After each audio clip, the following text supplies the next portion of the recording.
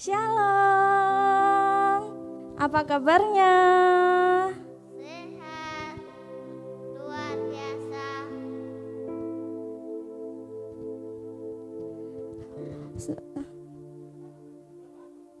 Sebelum kita memulai ibadah kita pada pagi hari ini, marilah kita berdoa terlebih dahulu.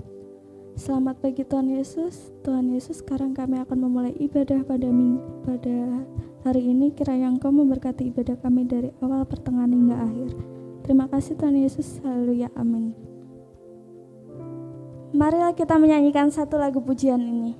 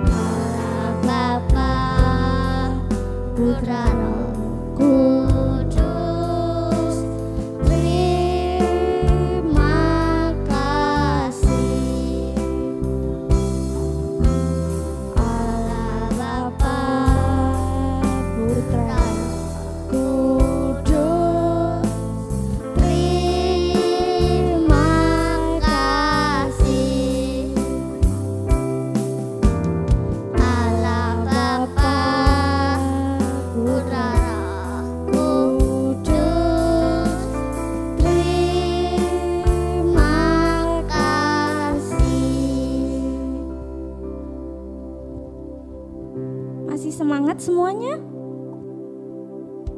Masih.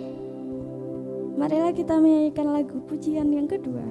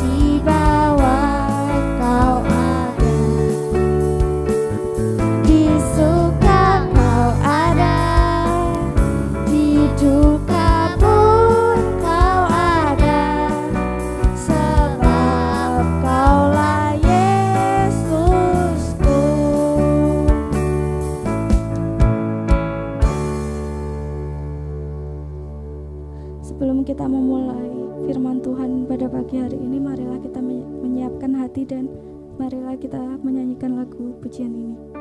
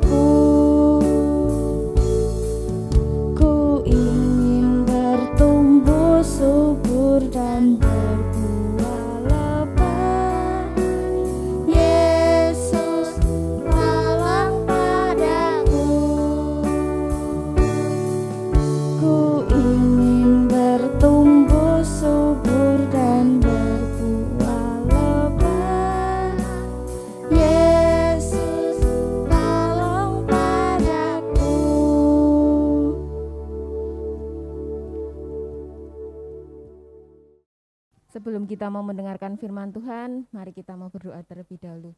Ikutin Tante Eka berdoa ya. Tuhan Yesus, terima kasih Tuhan buat pagi hari yang indah ini. Kami sudah memuji dan memuliakan nama-Mu. Tuhan, pimpin kami, urapi kami, sertai kami. Biarlah puji-pujian yang sudah kami sampaikan dapat menjadi dupa yang harum di hadapan-Mu. Tuhan, sebentar lagi kami mau mendengarkan sebagian daripada firman-Mu. Pimpin guru kami Tuhan yang menyampaikan firman-Mu. Pakailah Tante Eka, hamba-Mu sendiri, sebagai alat-Mu Tuhan untuk memberitakan kabar keselamatan akan Engkau. Tuhan Yesus, layakkan hamba-Mu Tuhan untuk menyampaikan firman-Mu. Biarlah anak-anak yang ada di rumah dapat mengerti akan apa yang akan Engkau sampaikan Tuhan. Biar apa yang hamba-Mu perkatakan Tuhan bukan berasal dari pikiran hamba-Mu, bukan berasal dari perkataan hamba-Mu saja Tuhan, namun Engkau yang berbicara lewat hamba-Mu. Terima kasih Tuhan Yesus, tutup bungkus anak-anak-Mu di rumah dan kuasa darah-Mu, sehingga anak-anak-Mu dapat mengerti dan melakukannya dalam kehidupan mereka. Terima kasih Tuhan Yesus yang baik. Hanya di dalam nama Tuhan Yesus Kristus kami sambut firman-Mu. Haleluya. Amin.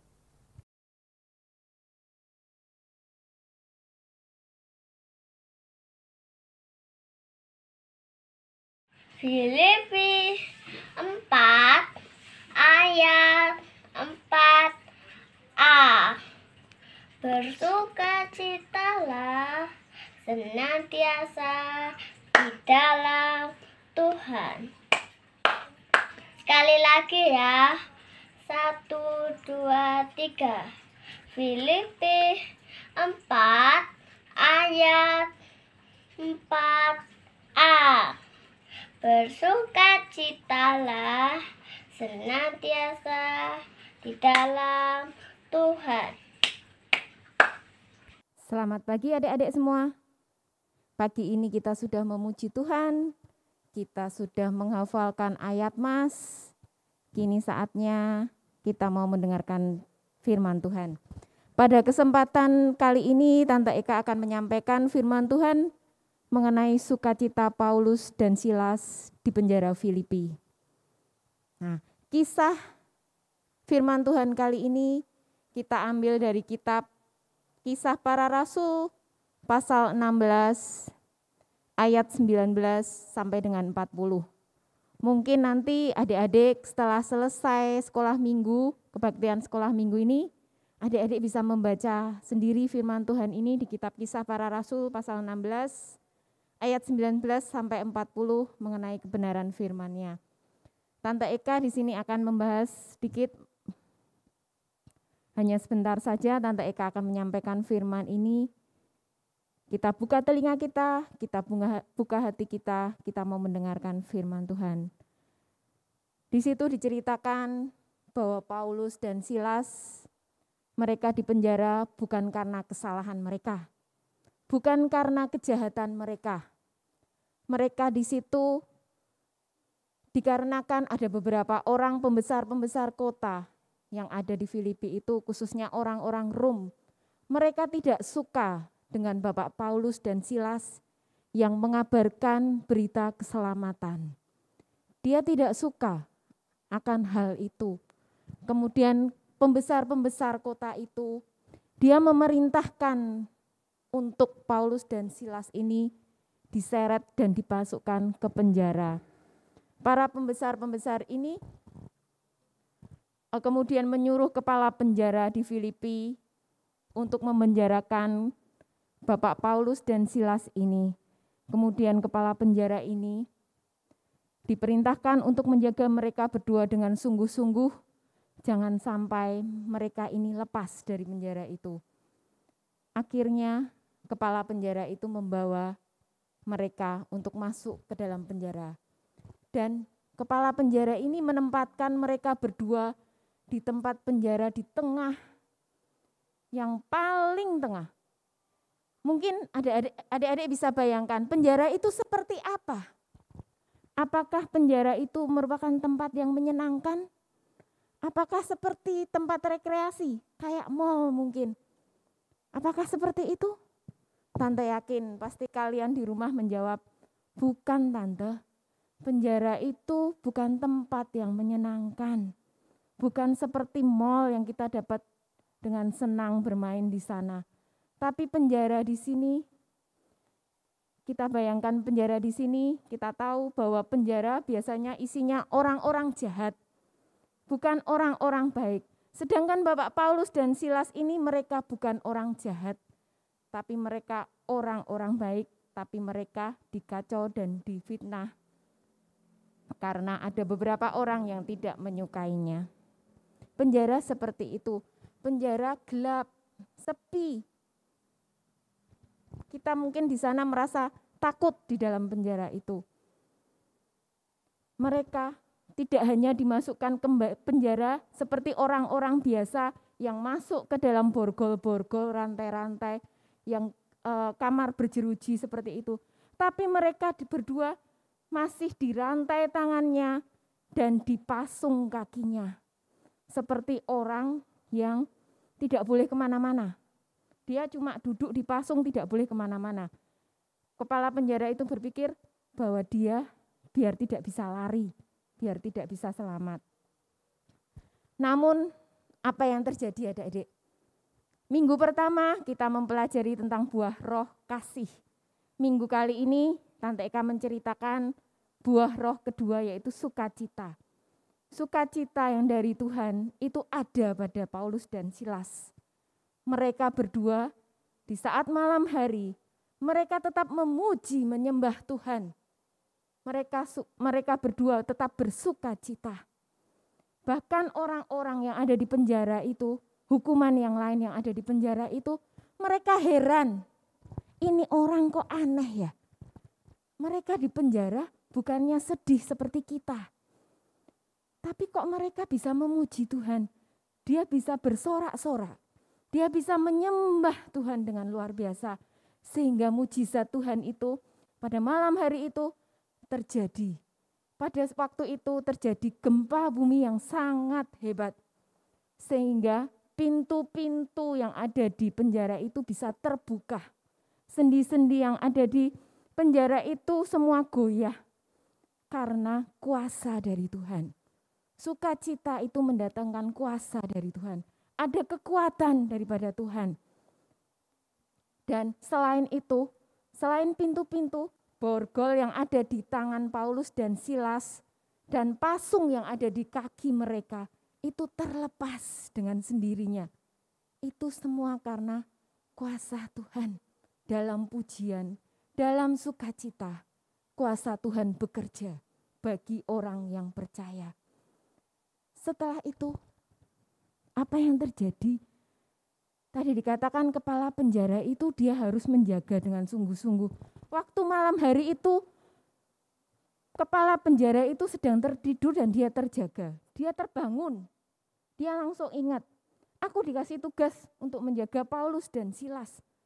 Waduh, ini tak lihat pintu-pintu penjara semua terbuka.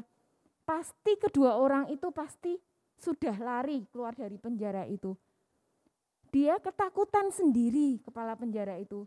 Dia mengambil pedang, dia pingin bunuh diri. Karena dia takut kalau dia dihukum nanti oleh pembesar-pembesar kota di Filipi itu.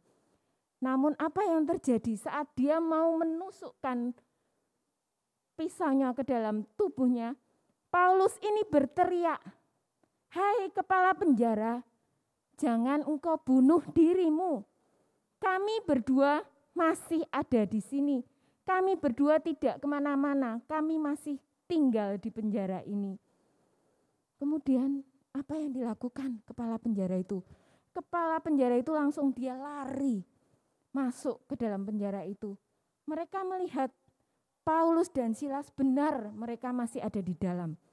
Dan kepala penjara itu langsung tersungkur di kakinya si Paulus dan Silas. Dia berkata, "Tuan, saya takut. Bagaimana saya bisa selamat?" Kemudian Paulus itu mengatakan kepada kepala penjara itu, "Tuhan yang akan menyelamatkan engkau dan seisi rumahmu." Kemudian singkat cerita,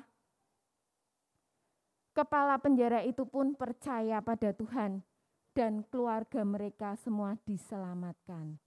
Itu semua karena kekuatan dan kuasa dari Tuhan. Dan selain itu juga, Bapak Paulus dan Silas ini pun mereka dilepaskan.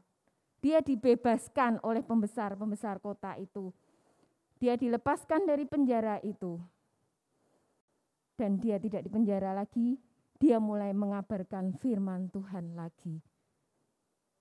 Nah, dari cerita di sini kita dapat lihat bahwa sukacita dari Tuhan itu sifatnya kekal. Bukan seperti sukacita yang ada di dunia ini. Mungkin adik-adik sering merasakan sukacita, senang. Di rumah misalnya papa mama memberikan sesuatu, barang. Mungkin adik-adik pingin sepatu, adik-adik pingin mainan, dikasih sama mama papa. Kita senang, hore aku dapat mainannya. Tapi suatu ketika mainan itu rusak, barang itu rusak, kita sudah tidak sukacita lagi. Kita sedih.